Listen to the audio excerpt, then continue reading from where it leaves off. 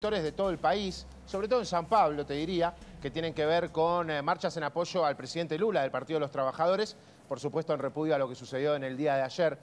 Te cuento que acá en Brasilia también se iba a hacer una marcha. Nosotros estuvimos en contacto con integrantes del Partido de los Trabajadores que nos confirmaron que a las 18 horas iba a haber una congregación de muchas personas. Bueno, esa congregación finalmente no existió.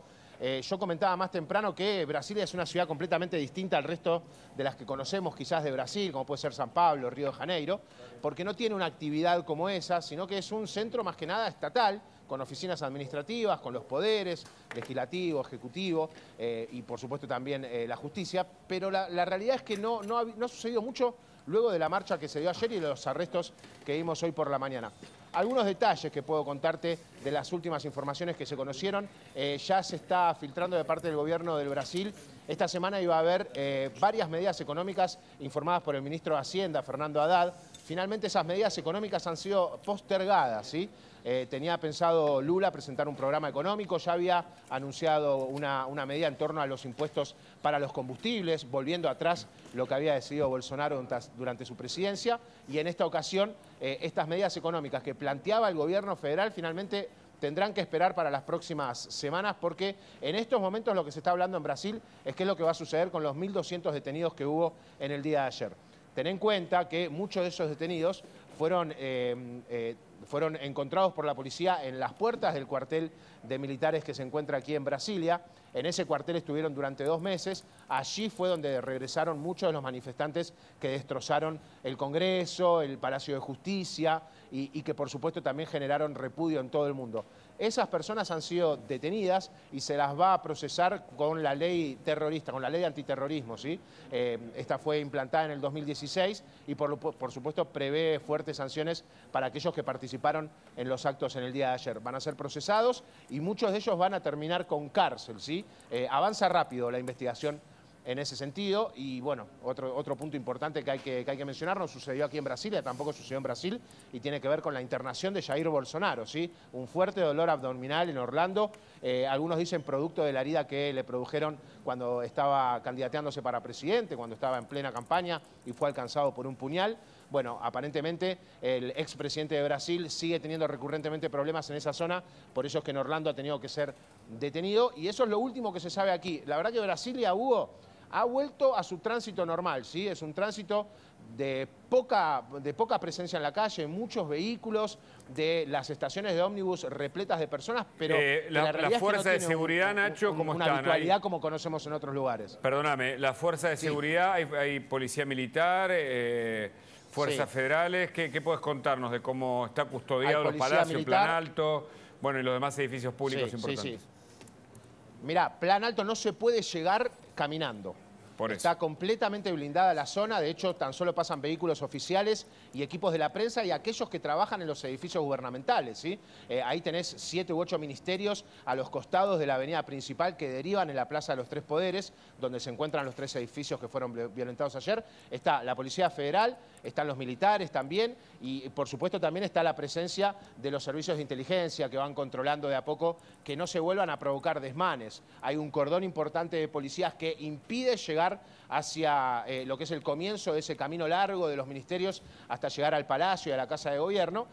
Por eso es que tampoco hay mucha actividad en esa zona. Normalmente es un lugar, parque público, donde las personas muchas veces se acercan para pasar el día o la tarde, incluso muchos también trabajan por esa zona, pero hoy en día no se puede transitar. Nosotros estuvimos hasta hace 1 hora allí, de a poco va bajando capaz la intensidad de lo que sucedió en el día de ayer.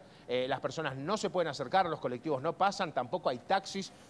¿Custodiado por quién, Nacho? Para poder movernos. ¿Custodiado por qué? ¿Por la policía militar? Custodiado por la policía militar y el cuerpo de ejércitos, también hay montada y también hay distintos servicios de inteligencia que están rondando esa zona.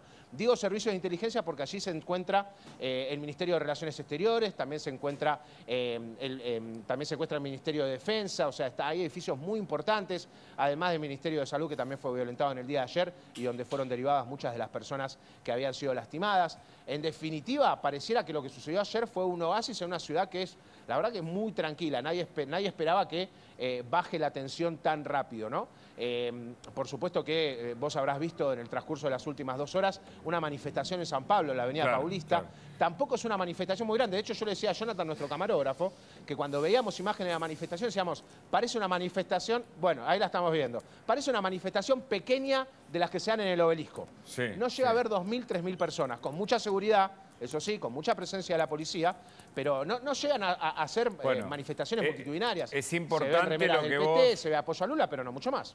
Es importante lo que vos, Nacho, contás como enviado especial de La Nación Más allí en Brasilia, porque hoy se debatía, incluso Lula le preguntó a los altos mandos, ahora Segre seguramente tiene más información para aportar, los altos mandos del ejército y de la policía, si iban a cumplir las órdenes inmediatas que él impartía, porque tuvo dudas del comportamiento de algunas personas de su propio gobierno, Lula, en un escenario de insurrección, de intento de golpe de Estado o de esta derecha que no admitió el triunfo de Lula en las urnas y dicen algunos, o bueno, se expresa, fueron a golpear la puerta de los cuarteles en Brasil. Pero quédate, por favor, así, Nacho, Hugo, porque... Fue así. Quédate, Nacho, no te vayas, por favor, porque acaba de tuitear la vicepresidenta Cristina Fernández, impacto regional de lo que está pasando en Brasil. Javier Lanari. Acaba de escribir lo siguiente, Cristina, en realidad es una cita a un comunicado del PJ bonaerense. El PJ bonaerense es presidido por Máximo Kirchner, su hijo, y Cristina Kirchner escribe lo siguiente: repudio sin peros y memoria sobre el intento de golpe de Estado en Brasil, imperdible análisis de la inoculación del odio, el rol de los medios y su consecuencia inevitable, la violencia política. En el texto que cita Hugo, son 3 carillas que escribe justamente el PJ bonaerense. Me tomé el trabajo de leerlo y en uno de los párrafos el PJ bonaerense menciona a Mauricio Macri. Dice lo siguiente. ¿Quién lo escribe? Lo firma el PJ bonaerense. PJ bonaerense. Pero no hay un autor singular. Partido Justicialista de la provincia de Buenos Aires. No, está claro, que preside Máximo Kirchner, pero no lo firma nadie como... Lo firma el partido. Ok, ¿y qué dice? En este párrafo que te quiero hacer mención dice lo siguiente: no es la primera vez ni faltan antecedentes de golpes. Pasó con Evo Morales en Bolivia, que contó no solo con la complicidad de esos actores, sino incluso con el envío de recursos materiales, municiones en este caso, del entonces gobierno del expresidente Mauricio Macri. Bueno, esto se va embarrando cada vez más. Es apenas uno de los tantos ejemplos que deben hacernos tomar dimensión del peligro que acecha a nuestra democracia. Esto es uno de los párrafos del escrito del PJ bonaerense que cita a Cristina Kirchner. Es decir, que el gobierno actual de la Argentina utiliza o intenta sacarle jugo a los hechos tan desgraciados que ocurrieron y todavía transcurren de algún modo en Brasil. El epicentro fue ayer en Brasilia, todos lo saben, pero lo intenta analizar bajo la perspectiva, cuando esto para los analistas no corresponde, la perspectiva de nuestra propia política, metiendo a toda una suerte de geopolítica de cabotaje, porque cada uno... hay que escuchar a los analistas que son especialistas en geopolítica para entender que cada país tiene un comportamiento distinto. Por ejemplo, yo recuerdo lo que pasó con el PSC en 2006, donde desde la cárcel mandaron a prender fuego las comisarías en Sao Paulo. Eso no es posible que ocurra en la Argentina. Lo que pasó con el atentado a Bolsonaro hace un par de años atrás, eso no ocurrió en la Argentina. Hubo un intento, si querés, pero es muy lejos de lo que pasa. No sé, Gustavo, ¿me equivoco? Si uno quiere comparar o extrapolar hechos de lo que pasa en la política de Brasil o el episodio de ayer con lo que pasa en la Argentina o lo que pasa en Bolivia, por ejemplo, no tiene nada que ver, ¿no? No, son culturas diferentes. Agrego algo, lo que está pasando en este momento en Perú, por ejemplo, donde hay manifestaciones de la izquierda contra o a favor, en este caso, vamos a decir, a favor de Castillo, que fue destituido por una cuestión de intento de autogolpe. Pero ahí no hay mención del gobierno argentino porque, claro, se trata de un compañero de la izquierda. Entonces, es mejor no opinar. Vos fíjate que en el 2006, 2013 y 2017 también existieron actos de vandalismo y de irrupción en el Congreso de Brasil por parte de manifestantes de la izquierda. Bueno. ¿Cómo identificás a cada uno? La bandera verde y amarilla son de derecha, rojo son de la izquierda. Siempre es fácil de identificar. En ese momento el gobierno era de izquierda, era el gobierno del Partido de los Trabajadores. Y en función de eso, el propio Partido de los Trabajadores pidió que los manifestantes no sean denunciados públicamente o penalmente o como sea. Entonces, ahora si vos, digo, Lévi-Strauss, perdón, voy a hacer una cita que no sé si corresponde. Lévi-Strauss habló de la regularidad que encontró en todas las sociedades, que se llama familia. Bueno, hay rasgos característicos de la humanidad. Por supuesto que hay un descontento generalizado, las democracias están en crisis, el gobierno no soluciona los problemas de la gente y pierde los oficialismos en general en todo el mundo. Esas son regularidades. Ahora, querer vincular a Macri con este hecho no tiene nada que ver. Bueno, un dato complementario, permíteme. Sí, vos sabés que el día de hoy, ayer y hoy, aumentó en Brasil el 20% la nafta, los combustibles, porque se retiró el subsidio que se le había dado el gobierno Bolsonaro a los combustibles. El gobierno de Lula saca ese subsidio y automáticamente aumentó los combustibles el 20%. Claramente de eso hoy no se habla en Brasil. Claro. Pero cuando la gente vaya a cargar nafta se da cuenta que aumentaron el 20% de los combustibles y nadie mencionó el tema. Haciendo un resumen, Hugo, del comunicado del PJ bonaerense, y en otras palabras lo que están diciendo es que Mauricio Macri representa un peligro para la democracia y claramente hay un intento de vincular a los grupos violentos que vimos en Brasil ligados a Bolsonaro con grupos de la oposición en la Argentina, representados, según dice el propio gobierno, por Mauricio Macri. O sea, los macristas son lo mismo que los bolsonaristas, pero la que no entregó el mando fue Cristina Fernández, al igual que le hizo Trump y al igual que le hizo Bolsonaro. ¿Te das cuenta que es todo muy diferente? Lo mismo que pasa en Colombia. Colombia tiene otro problema y Colombia es el país más violento de toda América Latina, con episodios que no tienen que ver con los nuestros, por la geografía, por lo que pasa en la selva, la FARC, etcétera, el narcotráfico.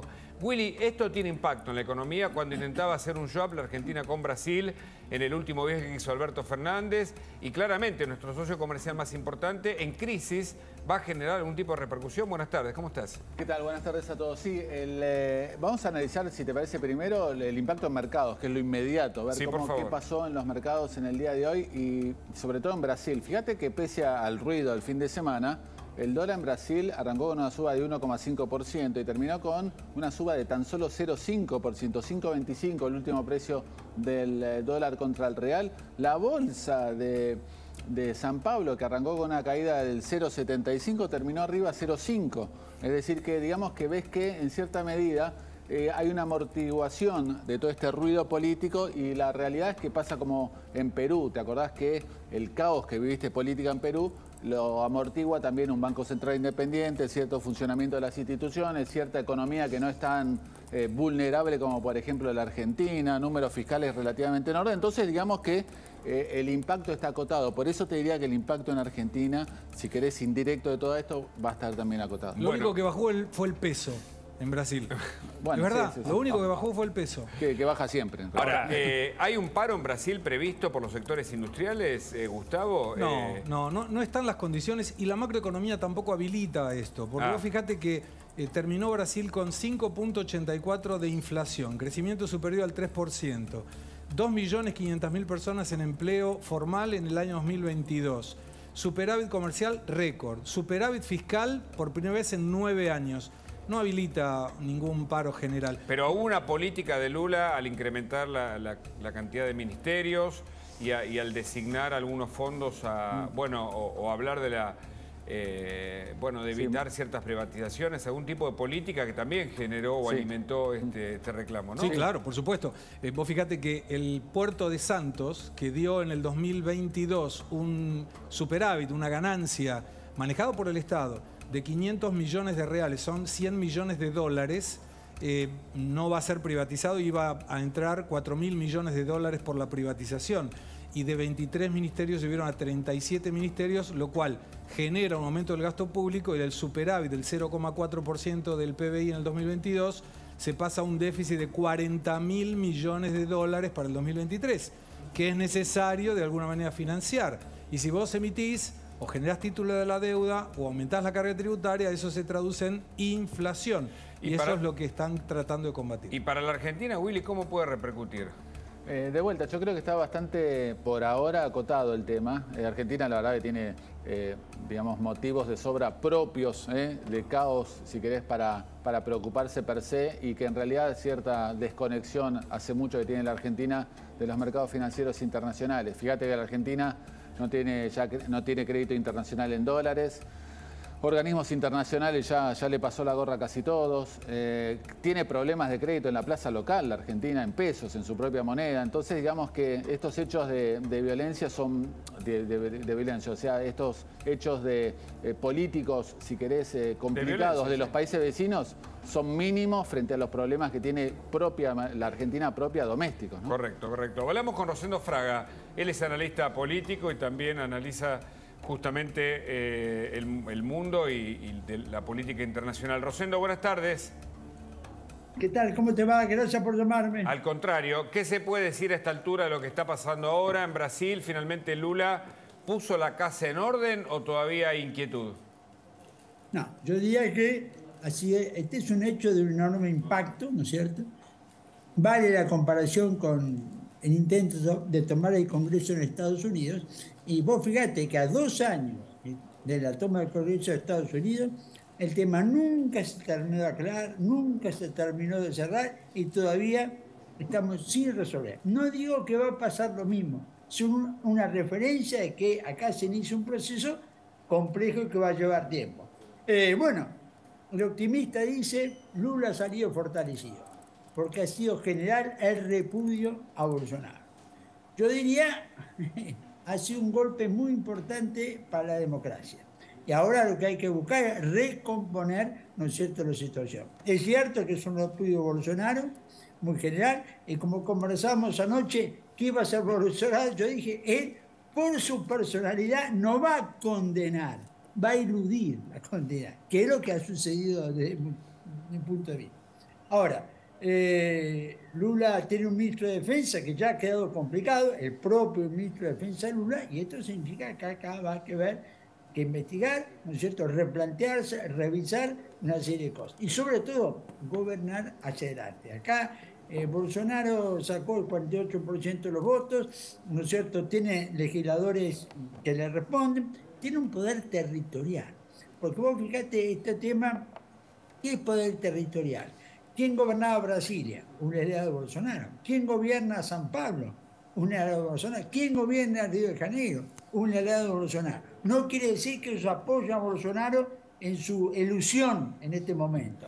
Ahora, esos aliados de Bolsonaro, ¿no?, como el propio gobernador que fue desplazado de su cargo, de Brasilia, ¿aceptan el triunfo de Lula finalmente, que es como parte de la matriz en conflicto de estos sectores, que algunos son extremistas, por supuesto, y también se habla de los infiltrados en el medio del caos?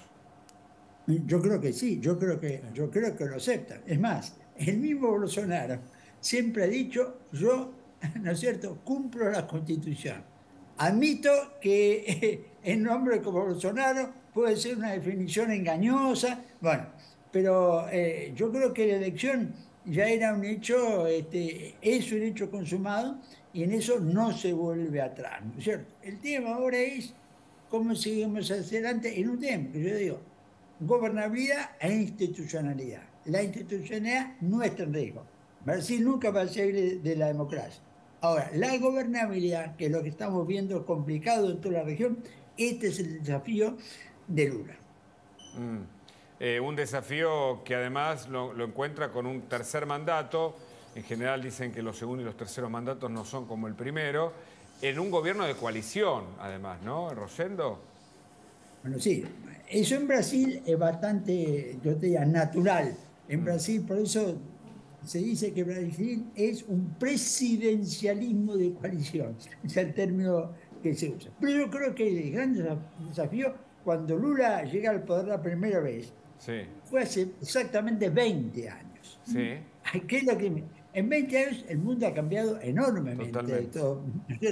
Episodios como este, como el de Trump y el Congreso de Estados Unidos, eran impensables hace 20 años. Ahora, ¿cómo repercute esto entre nosotros? Porque acabamos de ver un tuit de Cristina Fernández y un comunicado del del Partido Justicialista Bonaerense, en donde relacionan a esto con lo que hizo Macri al supuestamente apoyar cuando Yáñez, ¿no? Ocupó el lugar que, bueno, había generado aquel conflicto en el 19 en Bolivia.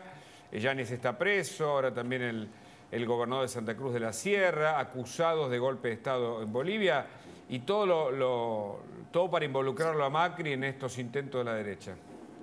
Pero mira, yo te digo que la política argentina funciona con eje en eso que llaman la grieta. No sé si es el término adecuado, pero así lo entendemos. La grieta. Y vos fíjate, ¿no es cierto? Para Macri, Patricia Bullrich, el gobierno Bolsonaro, porque quiere llevarse por delante la corte. Del otro lado, para el oficialismo, en cambio, es Juntos por el Cambio, ¿no es cierto? Claro. Son Bolsonaro. Viendo la impopularidad de Bolsonaro en la opinión pública argentina y también en el punto de vista internacional, cada uno se adjudica, ¿no es cierto?, el apoyo a Bolsonaro al otro. Porque, fíjate, podría ser un punto de unión. Claro. Es decir, los dos estamos en contra, pero no, esto entra en nuestra lucha política. Rosendo, muchas gracias, como siempre interesantísimo. Gracias a vos, hasta pronto. Hasta luego. Nos vamos a Mar del Plata, está Agustín Amaya con una nota política.